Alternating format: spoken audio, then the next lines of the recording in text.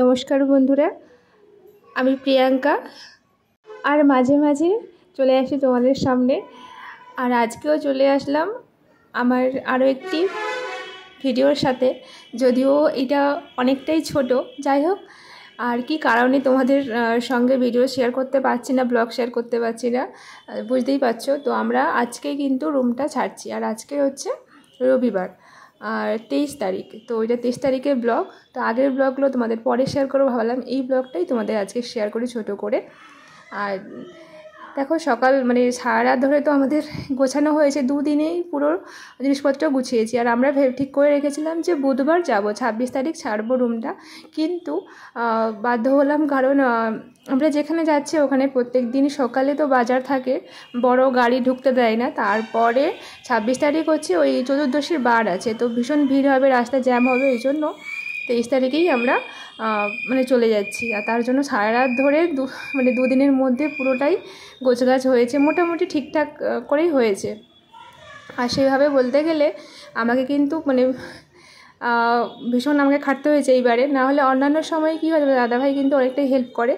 হ্যাঁ, তবে বড় বড় যেগুলো প্যাকেজিং প্যাকেট করা যেগুলো, এগুলো কিন্তু তোমার দাদাভাই করেছে। আমি ওই মোটামুটি জামা কাপড় ছোটোখাটো কাজগুলো বেশিরভাগটাই আমি করেছি। তো দেখো, মোটামুটি গোছানো হয়ে গেছে। আর এখন সকাল সকাল ওরা সব বয়ে রেখে দিয়েছে। আর যেহেতু আমাদের 11টার সময় গাড়িতে তোলার কথা ছিল, গাড়ি যেহেতু দেরি করেছে, তার জন্য ওর বাবা ছেলে আমার ছেলেও কিন্তু আমার থেকে ভীষণ কাজ করেছে। আর এই যে দেখতে পাচ্ছ, এখনও ওই যে দেখা যাচ্ছে আইসক্রিম খাচ্ছে। ও কিন্তু সকাল থেকে এখানে ওর বাবার সঙ্গে কিন্তু অনেক জিনিসপত্র বয়েছে, যেগুলো ও পারে, ও বয়সের থেকেও সেগুলো কিন্তু অনেকটাই ভারী। তো যাই হোক, ও অনেকটাই দায়িত্ব নিতে শিখে গেছে অনেক ছোট থেকে। আর এই যে দেখো, জিনিসপত্র এখন তোলা হচ্ছে। আর এই যে ওপরে যিনি তুলছেন, উনি একজন দাদাভাই। তো তোমার দাদাভাইয়ের অনেক চেনা জানা। তো ওই ওনার ভাগনাকে পড়াতো।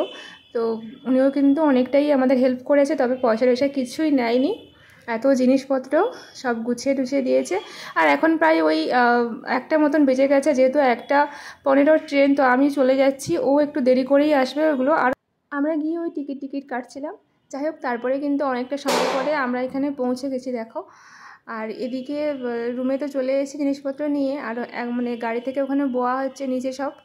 আর আমরা কিন্তু ওই দোতলাতে রুম নিয়েছি এইবারে। তো সবসময় নিচে থাকতাম, জলের ভীষণ প্রবলেম হতো, সমস্যা হতো। আর এইবারে এই জন্য দোতলাতেই নিয়েছি আমরা। আর চলো, তোমাদের পরে একদিন পুরো রুমটা দেখাবো। তবে আজকে ছোট করে তোমাদের সঙ্গে শেয়ার করেছি তো ব্লগটা। তো যাই হোক, কেমন লাগলো অবশ্যই জানিও। পরে তোমাদের সব কিছু রুম টুম সব শেয়ার করব। এখন জিনিসপত্র অনেক বোয়াবুহি করতে হবে, নিচ থেকে ওপরে দোতলায় ভীষণ কিন্তু কষ্ট। আর এটা কিন্তু সন্ধে এখানে পৌঁছেছি প্রায় ওই 4টের দিকে। চলো, আজকের কিন্তু রাখলাম, পরে আবার চলে আসবো নতুন আরেকটি ব্লগের সাথে।